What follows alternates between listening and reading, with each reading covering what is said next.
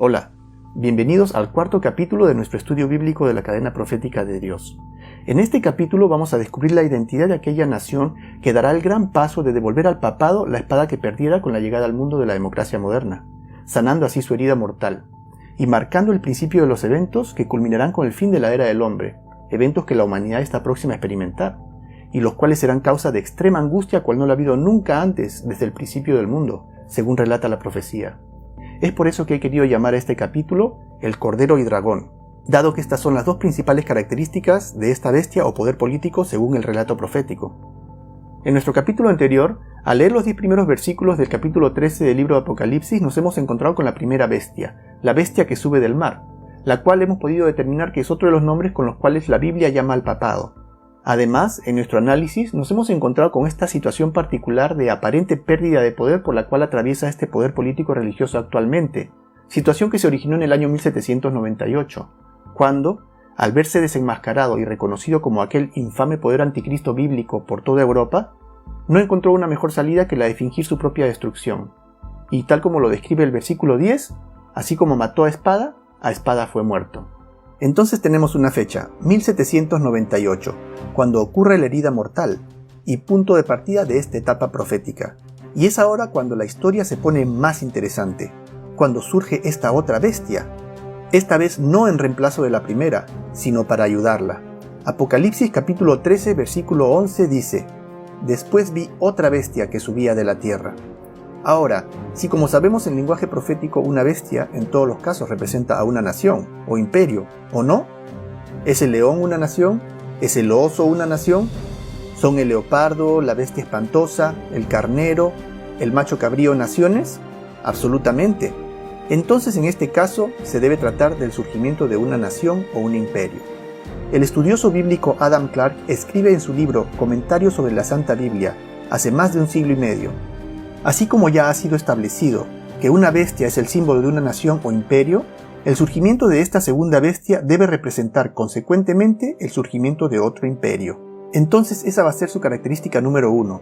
La bestia que sube de la tierra es una nación o un imperio. Característica número 2.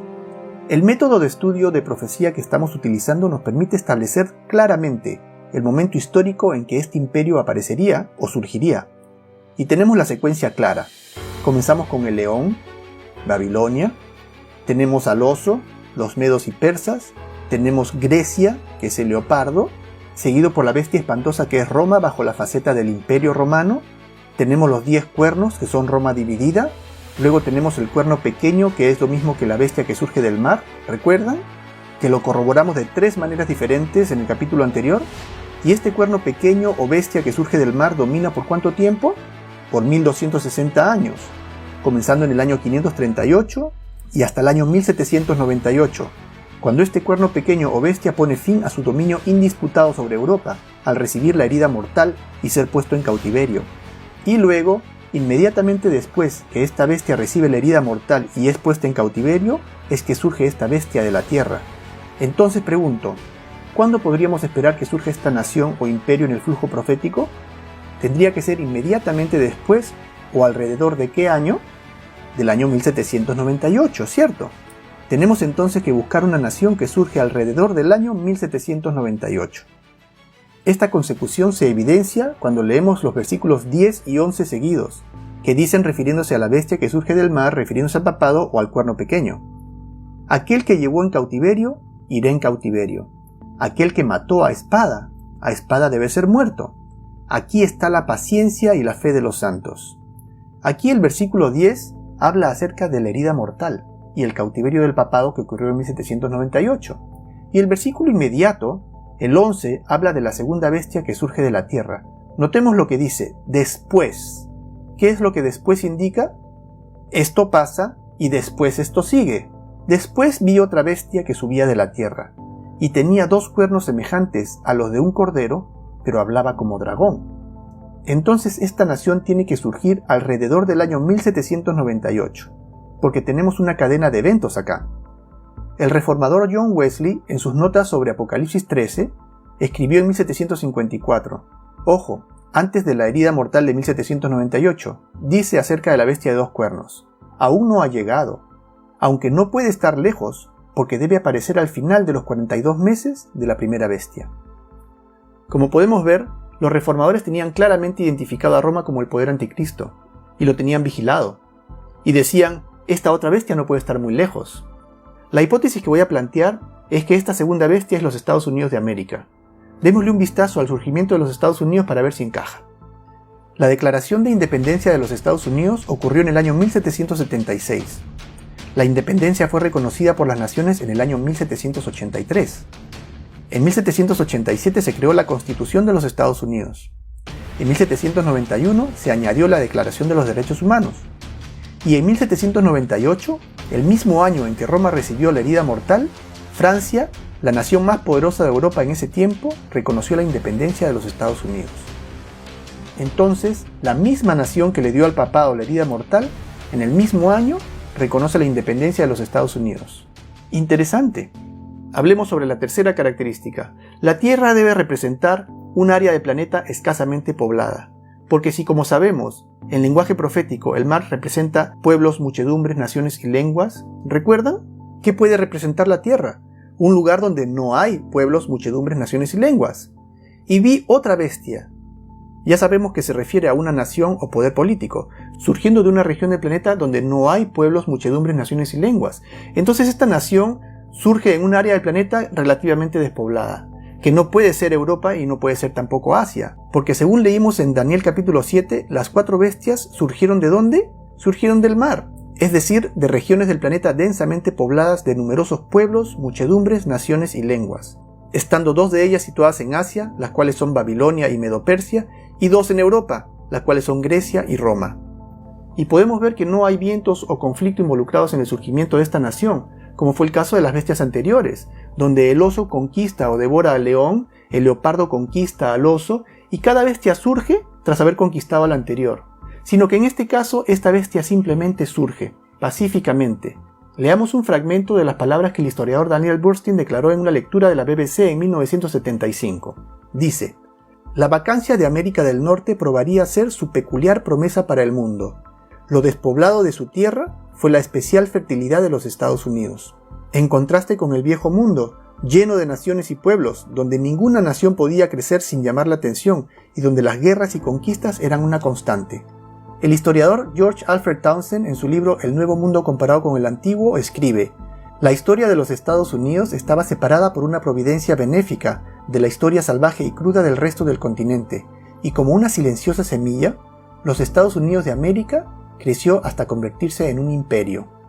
Otra pista que nos dice que en efecto la tierra de donde surge esta bestia proféticamente se refiere a la región de Norteamérica se encuentra en los versículos 15 y 16 del capítulo 12 del libro de Apocalipsis, que narra acerca de cómo la región de Norteamérica proveyó refugio a la Iglesia de Dios cuando huía de la persecución papal al fin del período de los 1260 años. Apocalipsis capítulo 12 versículos 15 y 16 dicen: y la serpiente arrojó de su boca tras la mujer agua como un río, para que fuese arrastrada por el río. Pero la tierra ayudó a la mujer, pues la tierra abrió su boca y tragó el río que el dragón había echado de su boca. Sabiendo como sabemos que la mujer en profecía representa a la Iglesia de Dios, la novia del Cordero, coloco aquí unas referencias para que puedan pausar y ver este simbolismo.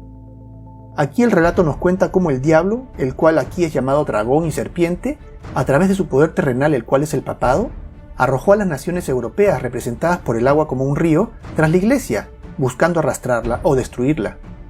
Aquí vuelvo a colocar también las referencias del simbolismo que relaciona aguas con naciones, para refrescar un poco la memoria. Pero la Iglesia de Dios huyó de Europa cruzando los mares.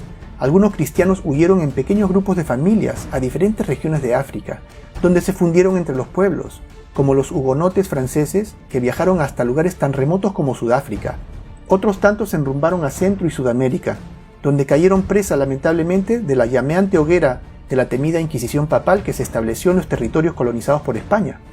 Pero aquellos quienes se enrumbaron hacia las colonias inglesas de Norteamérica arribaron a, tal como dice la profecía, la tierra que abrió su boca y tragó a las fuerzas papales perseguidoras, porque Inglaterra no se llevaba bien con el papado, y consecuentemente no había presencia papal en la Norteamérica británica, lo cual era una promesa maravillosa para las familias protestantes que dejaron todo en Europa buscando un lugar a salvo del papado. Y esta tierra descrita por Apocalipsis capítulo 12, luego de acoger a la iglesia de Dios, se independiza de Inglaterra y se convierte en una nación, o una bestia, la cual surge ¿de dónde? De la tierra, de aquella misma tierra que abrió su boca, dando lugar a los Estados Unidos de Norteamérica, la primera nación cristiana protestante del planeta, la primera nación con cuernos como cordero, porque fue fundada en los principios cristianos de libertad religiosa y justicia, principios que fueran copiados luego por todas las naciones que siguieron su ejemplo.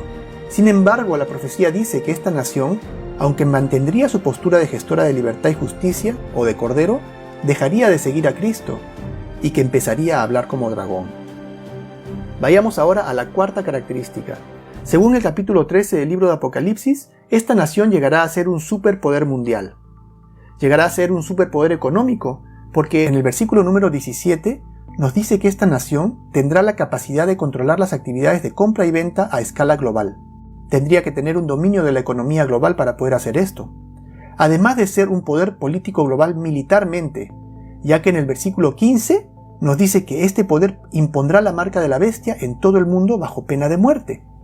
Y finalmente, en el versículo 12 se deduce que esta nación llega a ser un líder político global, dado que tiene influencia suficiente para lograr que todo el mundo adore a la primera bestia, que sabemos que es el papado.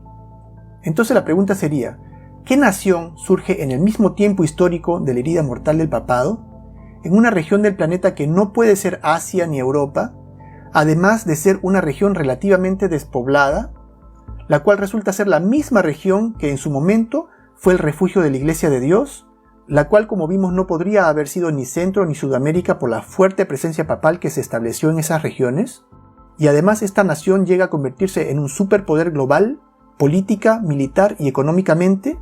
Solo hay una nación que califica, y esta es los Estados Unidos de América, y ninguna otra nación en todo el mundo reúne ni de lejos estas características. Ahora, lo interesante es que la Iglesia protestante ya hace muchos años interpretaba esta profecía de esta manera, en tiempos en que los Estados Unidos era un poder relativamente insignificante.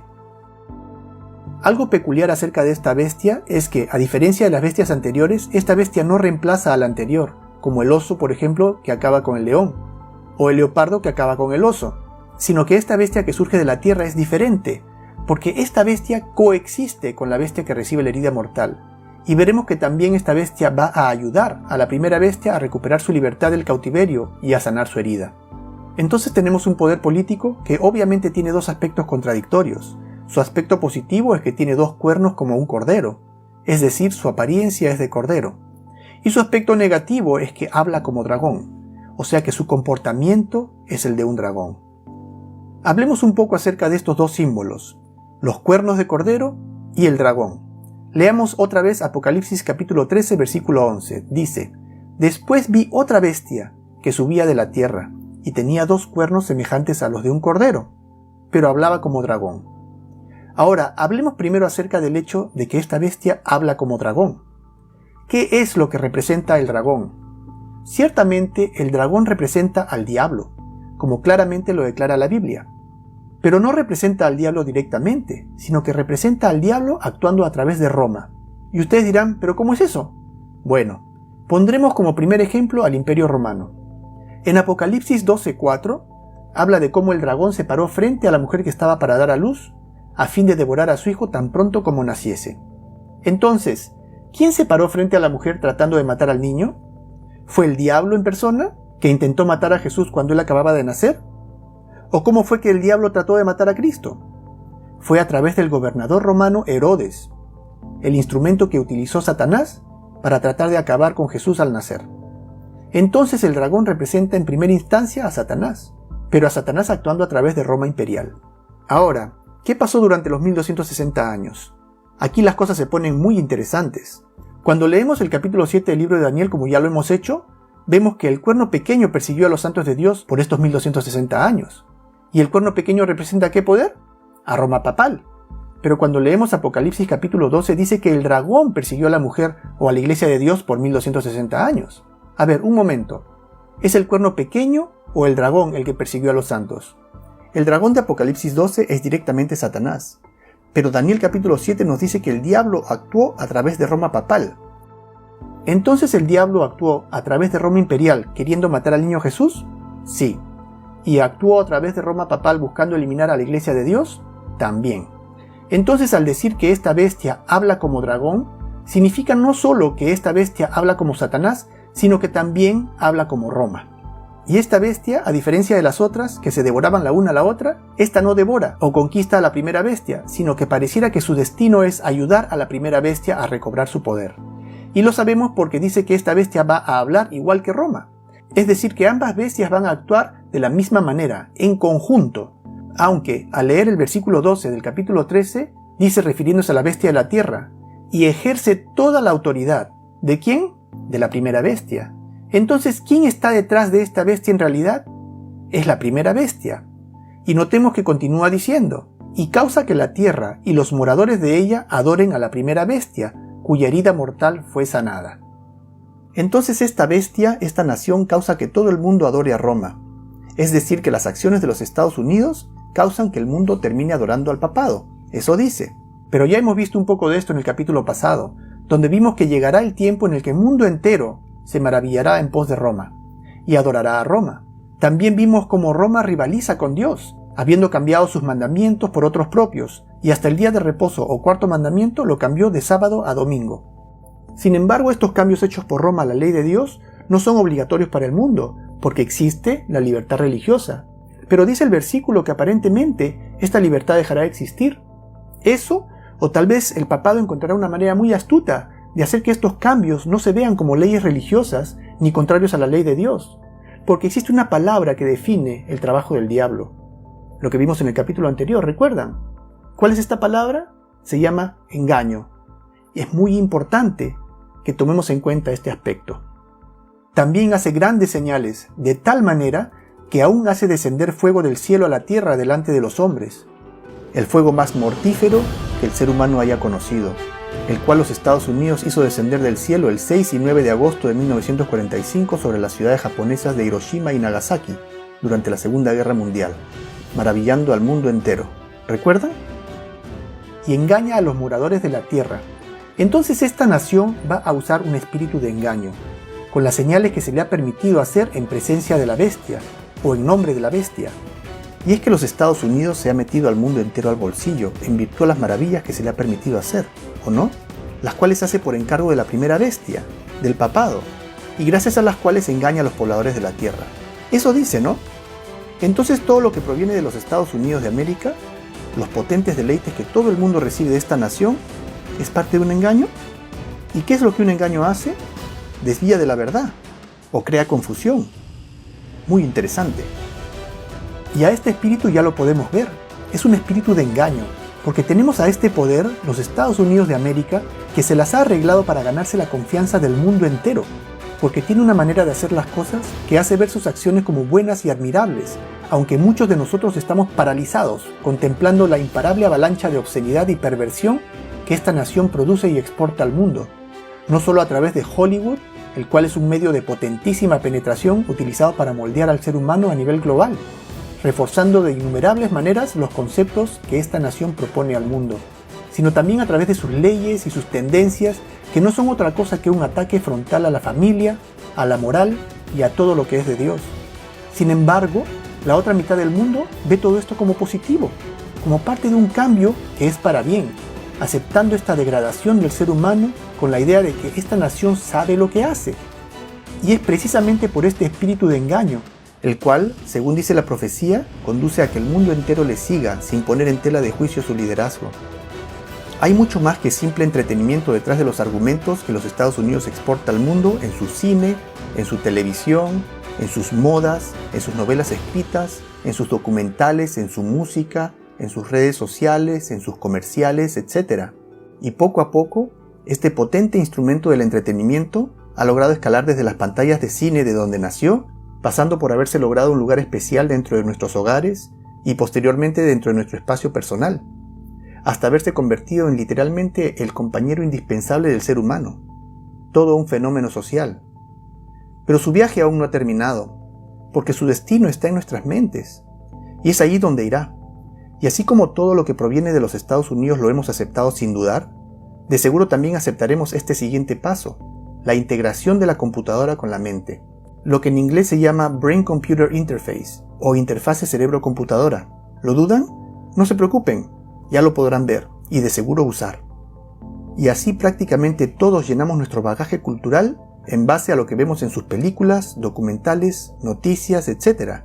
Y así somos engañados, porque de una manera muy cuidadosa, las agendas son presentadas al mundo con años y hasta décadas de anticipación. La agenda gay, por ejemplo, ¿desde cuándo la hemos visto? Desde hace mucho tiempo, ¿cierto? De tal manera que para el presidente Barack Obama no fue para nada difícil encontrar una gran acogida a su propuesta del matrimonio gay, no solo en los Estados Unidos, sino en todo el mundo. Y lo mismo podríamos decir de muchos otros fenómenos sociales, cuya aceptación global es debida al acondicionamiento que los Estados Unidos de América logra a través de estas formidables herramientas subliminales. ¿Pero por qué querría el papado destruir, confundir y degradar a la sociedad global? ¿Qué beneficio podría alcanzar con esto? La profecía dice que los Estados Unidos y el papado trabajan en conjunto, y que esta confusión que los Estados Unidos causa al mundo terminará causando que el mundo entero se vuelque en adoración al papado. ¿Cómo así? Sigamos nuestro estudio, y más adelante descubriremos las respuestas a estas preguntas. Entonces los Estados Unidos engaña a los moradores de la Tierra con las señales que se le ha permitido hacer en presencia de la bestia, mandando a los moradores de la Tierra que le hagan imagen a la bestia que tiene la herida de espada y vivió. Una imagen es algo que se ve como el original, ¿no es así? Si yo me miro al espejo, ¿qué es lo que veo? Veo una imagen, algo que se ve como yo. Entonces los Estados Unidos convence a sus legisladores que lo conviertan en una imagen de la bestia que tenía la herida mortal, de Roma. ¿Y cómo era Roma? Roma era un poder político religioso que utilizó la fuerza para imponer sus falsas doctrinas, ¿no es así? Ahora, ¿qué sería si la segunda bestia se convierte también en un poder que fuerza su doctrina a todo el mundo? Doctrina que no es propia, sino de la primera bestia, de Roma. ¿No es eso lo que dice el versículo? Y tenía poder para dar vida a la imagen de la bestia, para que la imagen de la bestia hablara, y causara que todos los que no adoraran a la imagen de la bestia fueran asesinados. Entonces, ¿creen ustedes que los Estados Unidos de América tienen el poder para destruir a cualquier persona o país que no quiera alinearse a sus dictados? ¿Sí o no? Yo creo que sí. No solamente tiene el poder de hacerlo, sino que ya estamos acostumbrados a verlo. Tan solo dando un vistazo al Medio Oriente, como uno tras otro los países son completamente obliterados y literalmente reducidos a escombros por los Estados Unidos. Y con buenas razones, ¿cierto? Bueno, el hecho es que sean buenas razones o no, sean razones verdaderas o no, el mundo vive expectando el despliegue del poder bélico de los Estados Unidos y aceptando su agresión, pero no solamente en virtud de las razones presentadas, sino porque también somos condicionados a hacerlo a través de las herramientas subliminales con las que este poder cuenta, las cuales nos son introducidas a nivel subconsciente. ¿Cuántas películas de cine hemos visto donde el enemigo es identificado con el Medio Oriente? ¿Coincidencia? Y no solamente en el aspecto bélico es que el mundo entero es empujado a aceptar las decisiones y doctrinas que esta nación produce, sino en virtualmente todo ámbito de la sociedad, al punto que el mundo entero vive su propio sueño americano fuera de América. ¿Es así o no? Y esta es la verdadera globalización, una liderada por los Estados Unidos de América, quien nos moldea prácticamente desde el principio de nuestras vidas, cambiando nuestra mentalidad, de manera que no es sorprendente que luego este mismo mundo que vive anhelando el estilo de vida que los Estados Unidos propone, acoja con brazos abiertos toda nueva norma que esta nación produzca. Entonces una bestia se comienza a parecer a la otra, comienza a constituirse en imagen de la otra. ¿No es interesante que hasta en la arquitectura una es imagen de la otra? ¿Cómo el Papa cambiará el mundo? Esquire Magazine. ¿Él realmente lo hará? Este fue el Papa más carismático de todos los tiempos, y el presidente estadounidense Ronald Reagan fue el primero que empezó firmando un tratado que contradecía la Constitución de los Estados Unidos de separación de Iglesia y Estado. Harry Truman hizo el intento previamente, pero en 1952 retrocedió rápidamente cuando los protestantes estadounidenses estallaron en furia contra su plan de extender el reconocimiento diplomático al Vaticano. Interesante como una noticia como esta, que nos muestra el rechazo del protestantismo norteamericano frente al intento del presidente Truman de borrar la línea divisoria entre Estado e Iglesia, bajo una óptica desinformada podría simplemente mostrarnos a un grupo de desadaptados protestando sin ninguna razón de peso. Sin embargo, bajo la óptica bíblica, nos muestra cómo gente con conocimiento de la importancia que decisiones como esta conllevan, rechaza enérgicamente el intento del presidente Truman o del gobierno norteamericano, del Estado norteamericano, de acercarse al papado. Con justa razón, ¿o no? Pero Ronald Reagan, no hay problema. Él lo hizo. Santa Alianza, dice la noticia. Solo el presidente Reagan y el Papa Juan Pablo II estuvieron presentes en la Biblioteca del Vaticano ese día. Uno de sus primeros objetivos como presidente, dijo Reagan, era reconocer al Vaticano como Estado y convertirlo en un aliado. Interesante. Leamos Apocalipsis capítulo 13, versículo 16, hablando acerca de la segunda bestia. Dice, y hacía que a todos, pequeños y grandes, ricos y pobres, libres y esclavos, se les pusiese una marca en la mano derecha o en la frente. ¿De quién es esta marca? Es la marca de la bestia. ¿Estamos comprendiendo lo que dice esta profecía? ¿Cuál es el destino de esta segunda bestia que surge de la tierra? Todo lo que hace está en relación a restaurar la libertad y restaurar la espada de la primera bestia. Revisemos. Primero, habla como dragón, Roma. Segundo, ejerce toda la autoridad de la primera bestia. Todo lo que hace es complacer a la primera bestia. Hace a todos adorar a la primera bestia. Se convierte en una imagen de la primera bestia e impone la marca de la primera bestia. Entonces el destino de esta nación es ser el instrumento de Roma para recuperar la espada y recuperarse de la herida mortal que recibiera en 1798. ¿Está claro hasta aquí? Esto es bíblico, no estamos especulando aquí. Ahora vamos a hablar de los dos cuernos como cordero de los cuales habla el versículo. Vayamos a nuestras Biblias a Daniel capítulo 8, versículo 3, donde vamos a encontrar el más cercano paralelo a este escenario.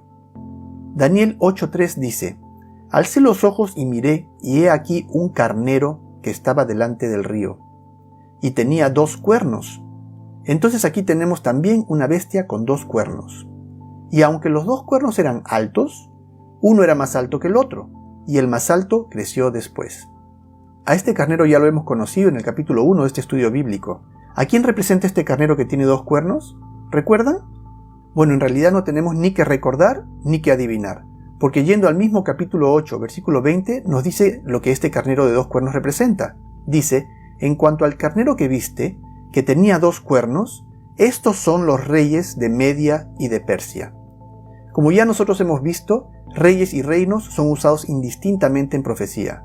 Entonces podemos decir que este carnero era la nación de Medo-Persia, una nación en la cual coexistían los reinos de Media y de Persia. Ahora yo pregunto, ¿será que la bestia de Apocalipsis también es una nación compuesta de 2 reinos? ¿Sí? Pero algo muy interesante acerca de estos 2 cuernos es que estos 2 cuernos en la cabeza de la bestia de Apocalipsis 13:11 son 2 cuernos como de cordero. En el libro de Apocalipsis el cordero es invariablemente símbolo de Jesucristo. Es usado 29 veces y todas las veces se refiere a Cristo. Entonces estos 2 cuernos deben ser 2 reinos que Jesús, el cordero, reconoció que coexisten en una nación. Vayamos a Mateo capítulo 22 de 19 a 21. Aquí es cuando le preguntan a Jesús acerca de si está bien pagar tributo al César. Y Jesús le responde, mostradme la moneda del tributo. Y ellos le presentaron un denario. Entonces él dijo, ¿de quién es esta imagen y la inscripción? Es decir, les preguntó, ¿de quién es esta cara y el nombre acuñado en esta moneda? Le dijeron, de César. Y les dijo, dad pues a César lo que es de César y a Dios lo que es de Dios. ¿Cuántos reinos entonces reconoció Jesús? Él reconoció 2 reinos, el reino de Dios y el reino de César, o el poder civil y el poder religioso. Ahora, ¿cuál es el reino de Cristo en la tierra? Es la iglesia. Pero también está el otro reino que es el gobierno civil. Voy a ilustrar esta separación de poderes con un ejemplo. ¿Tiene o no todo cristiano una obligación financiera hacia Dios? Claro que sí, se llama el diezmo. ¿Y tiene o no toda persona una obligación financiera con respecto al César o al gobierno civil? Por supuesto que sí. No nos encanta, pero está allí y se llama los impuestos. Entonces tenemos una obligación con Dios y otra con el gobierno. Y reconocemos que son 2 reinos diferentes. Ahora, ¿sería apropiado que el gobierno tomara para sí dinero de las arcas de la iglesia? No lo es.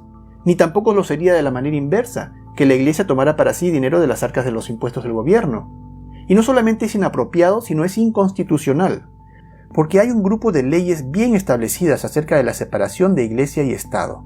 Y esta separación se hace más evidente conociendo que la iglesia está exenta de pagar impuestos de lo que recibe de sus feligreses a ningún gobierno. Y es que la separación de iglesia y Estado es de suma importancia, y requisito fundamental para poder asegurar la libertad religiosa, dado que invariablemente todas las veces que el Estado ha intervenido en asuntos eclesiásticos, el resultado ha sido muy negativo. Jesucristo fue crucificado por el trabajo en conjunto entre las autoridades eclesiásticas judías y el poder civil romano, bajo el mando de Poncio Pilato, y estas mismas autoridades eclesiásticas judías se valieron repetidas veces del poder civil romano buscando eliminar a los apóstoles de Jesús, como podemos extraer del libro bíblico Hechos de los Apóstoles. Del mismo modo, la cruenta persecución que sufriera la Iglesia de Dios durante el período de 1260 años de dominación papal, también llamado muy elocuentemente el período del oscurantismo, porque fue un período o un tiempo muy oscuro de crueldad sin paralelo, por el cual tuvo que atravesar Europa, fue causado por la unión del poder civil de los estados europeos bajo las órdenes del papado, y aunque parezca insólito, de una manera similar pero inversa, también esta unión entre Estado e Iglesia probó ser infructuosa en el período colonial de Norteamérica, el cual oficialmente empezó el año 1620 con el arribo de los peregrinos protestantes a las tierras norteamericanas, quienes dejaron Europa buscando libertad religiosa, pero una vez que la consiguieron, se la negaron a todos aquellos que no estuvieran de acuerdo con ellos, a cualquiera que no perteneciera a su iglesia puritana, donde todo aquel que no asistiera a la iglesia en domingo, puesto que ellos, aunque protestantes, aún mantenían el domingo católico como día para ir a la iglesia, podía ser multado, echado en la cárcel, y al menos en 3 de las colonias hasta se enfrentaría a un decreto de pena de muerte. En Norteamérica colonial, nadie podía ostentar un puesto de trabajo en el gobierno si no pertenecía a la iglesia establecida, y solamente los ministros de la iglesia establecida recibían salario que era suministrado por el gobierno, y cualquier persona que quisiera predicar y no estaba empadronado a la iglesia establecida no recibía remuneración. Ahora, todos estos escenarios, todas estas situaciones de abuso causadas por la unión entre el gobierno civil y religioso fueron cuidadosamente tomadas en cuenta por los fundadores de los Estados Unidos de América, quienes redactaron su primera constitución considerando este contexto histórico.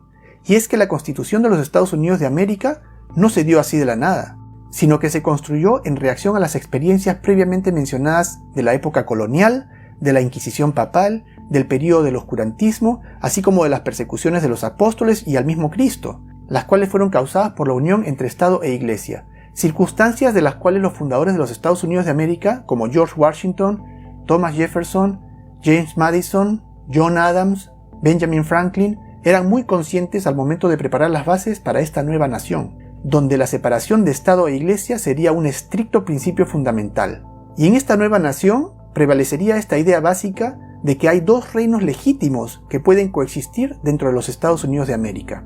Uno era la Iglesia y el otro era el Estado. La Iglesia tendría su espada espiritual, la cual es la Biblia, y el Estado tendría la espada civil, con la cual castigaría violaciones a la ley civil. Estos 2 principios bajo los cuales esta nación fue fundada son llamados republicanismo, que significa un gobierno civil representativo, con la espada civil, y protestantismo, el cual es un gobierno religioso representativo con la espada religiosa. El gobierno de los Estados Unidos de América fue un experimento revolucionario que nunca antes se había intentado. En vez de tener un rey y un papa juntos dictando verticalmente el destino de los pueblos de acuerdo a sus deseos, los fundadores de los Estados Unidos de América decidieron apostar por una idea de 2 reinos en una nación, ambos separados el uno del otro, ambos basados en el principio de libertad religiosa y libertad civil. Elena G. de White, la autora del maravilloso clásico llamado El conflicto de los siglos, en la página 442 escribió: los fundadores de la nación sabiamente buscaron protegerse contra el empleo del poder secular por parte de la Iglesia, con su inevitable resultado, intolerancia y persecución. Un ejemplo palpable de unión entre Iglesia y Estado en el presente se puede apreciar en los países musulmanes, países donde no existe ningún tipo de tolerancia civil ni religiosa, donde una discrepancia en materia de religión muchas veces se paga con la vida. Pero ¿cuál era la posición de los padres fundadores de los Estados Unidos de América?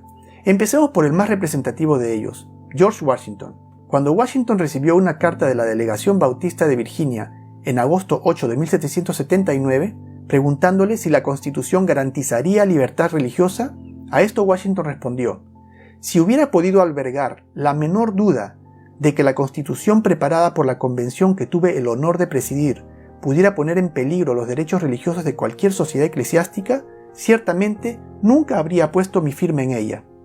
Continúa diciendo: y si ahora pudiera concebir que el gobierno federal podría ser administrado de tal manera que haga insegura la libertad de conciencia, Le ruego que se convenza de que nadie sería más dedicado que yo para establecer barreras efectivas contra los horrores de la tiranía espiritual y todas las especies de persecución religiosa, porque es mi manera de pensar que cualquier hombre, conduciéndose como un buen ciudadano y siendo responsable solamente ante Dios de sus opiniones religiosas, debe ser protegido al adorar a la deidad de acuerdo a los dictados de su propia conciencia. Thomas Jefferson escribió: Dios Todopoderoso ha creado la mente libre. Todos los intentos de influirla mediante castigos o cargas son una desviación del plan del santo autor de nuestra religión. Ningún hombre debe ser obligado a frecuentar o apoyar ningún credo o ministerio religioso, ni sufrir por sus opiniones o creencias religiosas. Pero todo hombre debe ser libre de profesar y mantener sus opiniones en materia de religión. No conozco sino un código de moralidad para los hombres, ya sea que actúen solos o colectivamente. ¿Creían George Washington y Thomas Jefferson en la separación entre Estado e Iglesia? Sus palabras dicen que sí. Thomas Jefferson también escribió lo siguiente, aunque en un tono práctico y hasta humorístico, nos muestra su clara posición acerca del asunto. Dice: los poderes legítimos del gobierno se extienden para castigar tales actos como los perjudiciales para otros. ¿Tiene el Estado derecho a castigar al que roba? ¿O a quien mata? ¿O a quien difama a alguien? Claro que sí. Esos son actos castigables por el poder civil. Pero noten lo que sigue diciendo: los poderes legítimos del gobierno se extienden para castigar a tales actos como perjudiciales para otros. Y continúa diciendo: no me perjudica que mi vecino diga que hay 20 dioses o que no hay dioses, ni recoge mi bolsillo ni rompe mi pierna. Simpático, ¿no? Pero se entiende lo que quiere decir claramente. También escribió en 1782: solo el error necesita el apoyo del gobierno. La verdad se sostiene sola. Otro de los padres fundadores de los Estados Unidos, James Madison, a quien se le reconoce como el cerebro detrás de la Constitución de los Estados Unidos de América, escribió: no hay la mínima sombra de derecho en el gobierno federal de interferir con la religión. Su menor interferencia sería la más flagrante usurpación. Palabras como las declaradas por Washington, Jefferson, Madison respecto a la separación entre Iglesia y Estado también fueron pronunciadas profusamente por todos los otros padres fundadores de los Estados Unidos de América, como Benjamin Franklin, John Adams, etc., para quienes el tema era de crítica importancia, y fue así como nada menos que la primera enmienda de la Constitución de los Estados Unidos de América está dedicada a este asunto. Y es aquí donde vamos a encontrar los dos cuernos como cordero, porque esta enmienda garantiza libertad civil y libertad religiosa, y los separa el uno del otro. Leamos la primera enmienda. El Congreso no promulgará ninguna ley con respecto al establecimiento de religión, o que prohíba el libre ejercicio de la misma. ¿Qué significa? Significa que el Congreso no puede promulgar ninguna ley que establezca una práctica religiosa. Y también dice que no puede hacer ninguna ley que prohíba practicar cualquier religión libremente. Y alguno dirá: ¿y cuál es la diferencia? En la Biblia encontramos dos historias, dos ejemplos que nos ilustran muy bien la implicancia de estas dos primeras cláusulas. El primero lo encontramos en la historia del capítulo 3 del libro de Daniel, cuando el rey Nabucodonosor estableció por ley una observancia religiosa, es decir, el poder civil estableciendo una observancia religiosa. ¿Y cuál fue el resultado? Persecución. Y en Daniel 6 también tenemos una historia que nos ilustra la segunda cláusula, la que habla del libre ejercicio. En este capítulo 6, el rey Darío no está estableciendo una observancia religiosa, sino que está prohibiendo el libre ejercicio de la religión. Y al hacerlo, ¿cuál es el resultado? Invariablemente persecución. Entonces Daniel 3 y Daniel 6 ilustran las dos primeras cláusulas de la primera enmienda. Y estas dos primeras cláusulas de la primera enmienda garantizan libertad religiosa. Yo recomendaría mucho que lean el capítulo 3 y el capítulo 6 del libro de Daniel para que se familiaricen bien con estas historias y comprendan la situación. Y la tercera cláusula de esta enmienda garantiza libertad civil. Y aquí están los dos cuernos del cordero: libertad religiosa y libertad civil. Leamos lo que dice la segunda parte de la primera enmienda. Dice: el Congreso tampoco promulgará ley alguna que suprima la libertad de expresión o de prensa. ¿Son estos derechos civiles? Claro que sí. ¿O el derecho de las personas a reunirse pacíficamente? ¿Es este un derecho civil? Por supuesto. Y solicitar al gobierno una reparación de agravios, lo cual también es un derecho civil. Es decir, que las dos primeras cláusulas de la enmienda promulgan libertad religiosa, y las tres últimas, libertad civil. ¿Y por qué nos hemos detenido a analizar y a establecer con claridad la naturaleza de estos cuernos de cordero? porque estos cuernos de cordero son la verdadera herida mortal que sufrió el papado, ya que todas las naciones que buscaron su independencia siguiendo el ejemplo de los Estados Unidos también copiaron estas bases de separación entre Estado e Iglesia que amputarían las garras de la primera bestia, aunque este escenario ya había sido estudiado y contemplado por el papado con mucho tiempo de anticipación, quien astutamente estaba detrás de todas estas independencias, como veremos en un capítulo posterior. Porque la astucia del papado es la astucia de Satanás, quien al ver cómo la tierra profética o la región de las colonias inglesas había exitosamente librado a la Iglesia de Dios de sus garras, concentró todos sus esfuerzos en buscar su destrucción. Aunque para poder hacerlo, tendría que primero lograr abrirse una brecha entre dos grandes obstáculos. El primero, la nación de Inglaterra, su archienemigo y madre patria de las colonias. Y segundo, la misma Iglesia protestante de las colonias, que conocían bien al papado y tenían absolutamente prohibida su presencia. Y fue así como el papado puso en marcha un plan para lograr primero separar o independizar a Norteamérica de Inglaterra y posteriormente garantizarse una presencia a través de legislación que obliga a esta nueva nación a aceptar la presencia papal de manera irrefutable, lo cual logró con la primera enmienda. El expresidente norteamericano John Adams escribió al entonces presidente Thomas Jefferson lo siguiente refiriéndose a la orden jesuita: ¿no deberíamos encontrarnos enjambres regulares de ellos aquí, bajo tantos disfraces como solo el rey de los gitanos podría asumir, vestidos como dueños de imprentas, publicistas, escritores y hasta profesores de escuela? Ojo, no dice directores de cine porque para ese entonces aún faltaba más de un siglo para el nacimiento del cinema. Continúa diciendo: si alguna vez hubo un grupo de hombres que merecieran condenación eterna en la tierra y en el infierno, es esta sociedad de Loyola, mas aún nosotros nos vimos obligados por nuestro sistema de tolerancia religiosa a ofrecerles asilo. Fuertes palabras, ¿ah? Aquí vemos cómo los padres fundadores de los Estados Unidos veían espantados cómo la orden jesuita, a quien llaman la Sociedad de Loyola, se posicionaba como Pedro en su casa en los sectores claves, desde donde empezarían a moldear la mentalidad de la sociedad norteamericana, cayendo en cuenta que fueron las leyes de libertad religiosa que ellos mismos promulgaron, las que lograron materializar los planes papales, y que cayeron en una trampa. Pero, ¿por qué mencionaría John Adams que los Estados Unidos de América tuvo que dar asilo a los jesuitas? ¿Por qué necesitarían asilo? ¿Se les dio asilo como a quienes sufren persecución política o religiosa? ¿De qué está hablando John Adams? Y es que la verdadera historia del mundo puede ser más asombrosa que aún la más creativa de las ficciones. ¿Recuerdan 1798? ¿Cómo olvidar tan memorable fecha? Cuando el papado se mandó a matar. Pero aquella muerte también fue parte de una estrategia muy ingeniosa, mediante la cual el anticristo o el papa lograría cruzar el Atlántico, buscando destruir a la Iglesia de Dios que huyó de las fuerzas papales europeas a tierras norteamericanas, o como dice la profecía en Apocalipsis 12, 15 y 16, a la mujer que huyó a la tierra que abrió su boca y tragó el agua como un río que el dragón arrojó tras ella. ¿Recuerdan? Y es que en los años previos a la independencia de los Estados Unidos de América ocurrió en Europa un fenómeno muy particular: la expulsión de los jesuitas de las naciones europeas católicas, siendo el primero el Imperio de Portugal, seguido por la nación de Francia en el año 1764. Luego el Imperio de España los expulsó de todos sus territorios en 1767, el Ducado de Parma en 1768, el Reino de Malta en 1769, Polonia y Lituania en 1773 y etc. Y todos fueron por supuesto deportados al Reino de Italia. Estas fueron por supuesto buenísimas noticias para las colonias norteamericanas, la caída de la orden jesuita, del enemigo número uno de la Iglesia protestante, y definitivamente un buen incentivo para buscar su independencia de Inglaterra, ya que una de las principales razones que mantenía a las colonias dependientes de Inglaterra era la protección que esta nación les brindaba contra las fuerzas papales. Sin embargo, ni por un momento sospecharon que la independencia de las colonias era el primer paso de una ingeniosísima estrategia papal para penetrar en tierras norteamericanas, ya que una vez que las colonias lograron su independencia, el mismo papado, quien acogiera a los expulsados jesuitas, fue muerto en 1798, como ya todos sabemos, dejando a la orden jesuita supuestamente desprotegida, ¿no? Y habiendo sido ya repudiada por toda Europa, y sin un lugar donde ir. Aunque sí tenían un lugar donde ir, porque había nacido una nueva nación que no podía negarse a recibirlos, la nación de los Estados Unidos de América, donde los mismos jesuitas habían logrado establecer legislación que les otorgaba asilo en las bases de la persecución religiosa que sufrieron en Europa.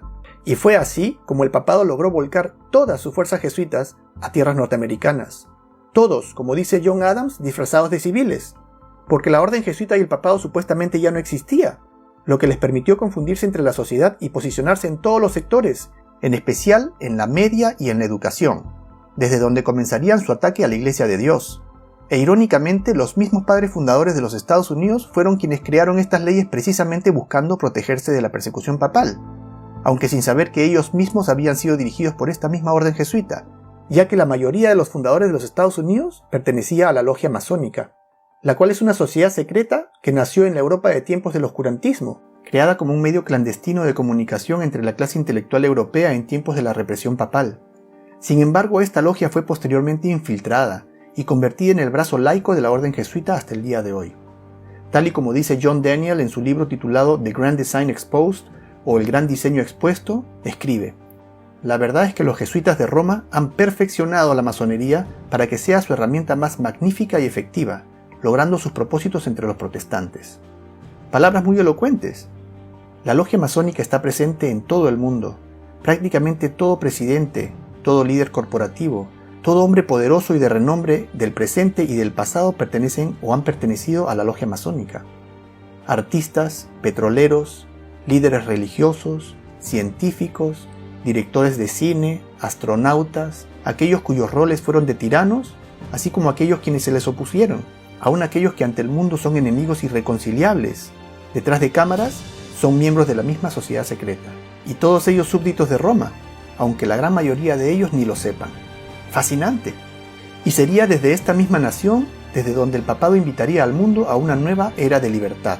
Sin embargo, el plan del papado no es que gocemos de libertad, sino su más anhelada ambición es la de volver a gobernar a todas las naciones con vara de hierro, tal y como lo hizo en el pasado, de sanar la herida mortal, lo cual dice la profecía que logrará hacer.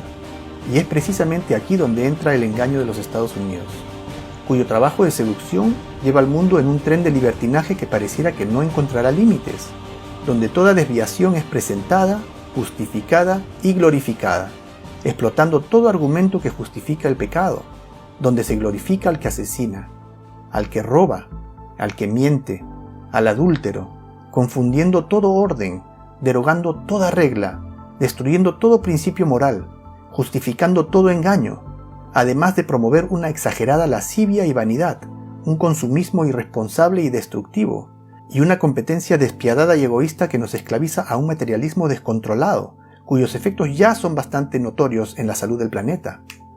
Y el efecto de esta influencia ya lo podemos ver: un mundo confundido, una sociedad fragmentada e intolerante, una familia fragmentada, un ser humano desenfrenado y privado de toda virtud, una clase política corrupta más allá de toda medida, camino a producir un cataclismo social formidable a nivel global, lo cual es precisamente el objetivo del papado, un desorden y caos global de proporciones inimaginables, que, aunque cuyo principio ya se deja ver, en su clímax llegará a tal grado de sufrimiento y angustia que hará que el mundo entero se vuelque desesperadamente buscando la ayuda del papado y aceptando su autoridad, viéndolo como la única fuente de coherencia y sensatez en medio de un mundo que perdió su norte.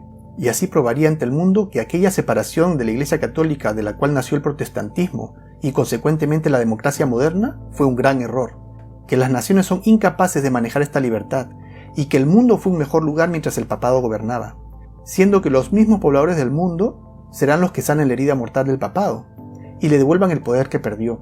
¿Qué les parece? Un plan muy astuto.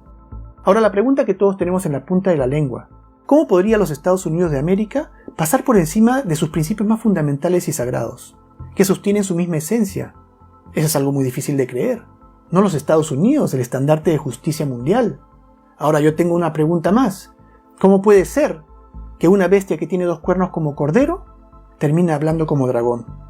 Es igual de contradictorio, porque esta es una nación contradictoria. Esta es una nación que contradice su propia profesión, que con sus acciones hará lo opuesto a lo que profesa con sus principios fundamentales. Y para comprender cómo es que esta contradicción se está dando, nos es necesario comprender el estilo de gobierno de los Estados Unidos de América, el cual, al igual que otras naciones, está compuesto de 3 ramas.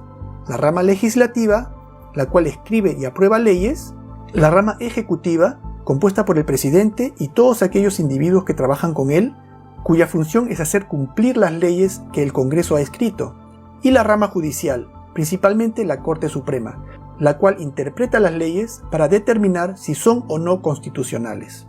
Ahora, si yo preguntase cuál es la más poderosa de estas tres ramas del gobierno, ¿qué me responderían? Imagino que algunos de nosotros diríamos que el Congreso, dado que es quien elabora las leyes, aunque tal vez sería más apropiado decir que el Poder Ejecutivo es el más poderoso, dado que es quien tiene el poder de hacer que la ley se cumpla. Sin embargo, la realidad es que la rama más poderosa del gobierno es el Poder Judicial, primariamente la Corte Suprema. La Corte Suprema de los Estados Unidos actualmente está compuesta de 9 jueces, y aunque irónico, lo cierto es que a pesar de que a los Estados Unidos de América se le conoce por ser una nación protestante, su organismo más poderoso está compuesto por 3 jueces judíos y 6 jueces católicos, ni siquiera un juez protestante en la Corte Suprema. Pregunto yo, en esta situación de vasta mayoría católica en la Corte Suprema, ¿hacia dónde podríamos esperar que se incline la balanza? ¿Y hasta qué punto la Corte Suprema de Justicia puede interpretar las leyes emitidas por el Congreso sin correr el riesgo de cambiarlas? Ahora, ¿por qué podemos decir que la Corte Suprema es el ente más poderoso de los Estados Unidos de América? Veamos 2 ejemplos. Recordemos las elecciones presidenciales del 2000, Al Gore versus George W. Bush. ¿Recuerdan? Las balotas perforadas de Florida, cuando miraban a las balotas a trasluz para ver las perforaciones, buscando si el voto era para Al Gore o si era para George Bush, y por semanas no se supo quién había ganado las elecciones, e iban de un abogado al otro, de una corte a la otra, hasta que finalmente llegó a las manos de la Corte Suprema, quien se pronunció diciendo George Bush ganó las elecciones en la Florida, es decir, que la Corte Suprema eligió al presidente de los Estados Unidos de América, no por mayoría de votos, sino por su propio criterio. Algo nunca antes visto. Y el país entero acató la decisión. Ningún medio de comunicación objetó este procedimiento. Extraño, ¿no? Extraño y a la vez revelador. Ya hablaremos de esto también. Hablemos de otro ejemplo que también es muy ilustrativo de esta contradicción en la cual está cayendo esta nación. En junio 26 del 2015, la Corte Suprema de los Estados Unidos de América dictaminó que el matrimonio homosexual sería legal en todos los Estados Unidos. ¿Quién puede disputar esto? ¿Quién puede cuestionar esa decisión de la Corte Suprema? ¿A qué corte se puede apelar? No se puede apelar a ninguna corte. Y esta decisión tiene, la verdad, grandes ramificaciones. Vemos al Estado modificando una institución creada por Dios, y todos los ciudadanos de esta nación estamos obligados a acatar esta ley. Una ley que atenta contra los principios cristianos. Pero, ¿y qué pasa si alguien se opone a ser parte de esta ley? ¿Y decide poner sus principios cristianos primero? En el estado de Oregon, Melissa y Aaron Klein se vieron obligados a cerrar su panadería en un suburbio de Portland, Sweet Cakes by Melissa, después de recibir una multa de $135,000 por negarse a hacer un pastel de bodas en el año 2013 para una pareja de lesbianas, a pesar de haber apelado a la primera enmienda. ¿Qué les parece? De modo similar, el 3 de septiembre del 2015, la secretaria municipal Kim Davis en el condado Rowan, Kentucky, fue detenida y encarcelada por desacato a la corte, al negarse a desposar a parejas del mismo sexo, guiada por sus convicciones cristianas, desafiando así el dictamen de la Corte Suprema. Estos son tan solo 2 ejemplos de varios casos en todo el país en que panaderos, floristas, fotógrafos, calígrafos, funcionarios públicos y otros han sido penalizados por defender sus convicciones religiosas. Una situación extraña y contradictoria, donde, aunque nominalmente los Estados Unidos de América aún mantiene sus 2 cuernos como cordero, dado que supuestamente aún mantiene su primera enmienda en vigor, empieza no obstante a hablar como dragón, situación que parece acentuarse al pasar del tiempo.